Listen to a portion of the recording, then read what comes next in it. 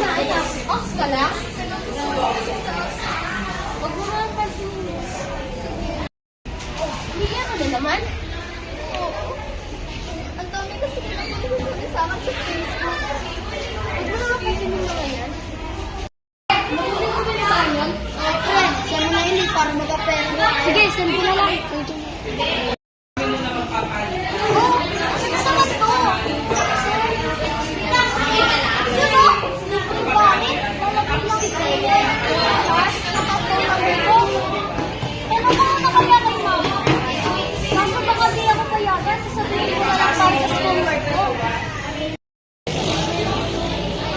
Uy, Mari, nangihiling ba si Jorens ng pera para sa school eh? Hindi, Mari.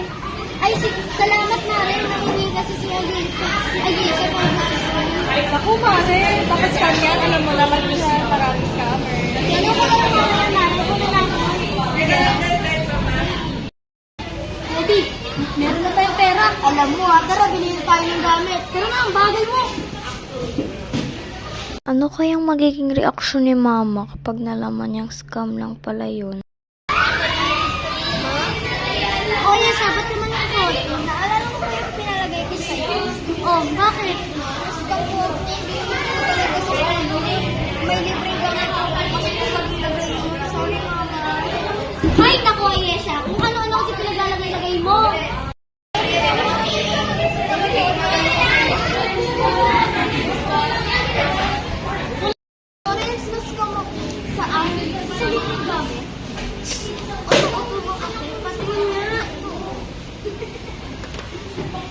O, diba? Fake halatahan eh.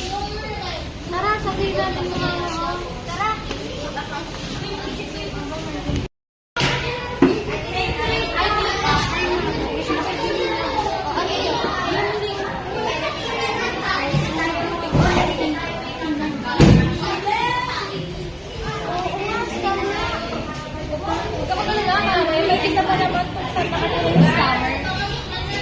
Ayun, mabuti mali kung tayo natin.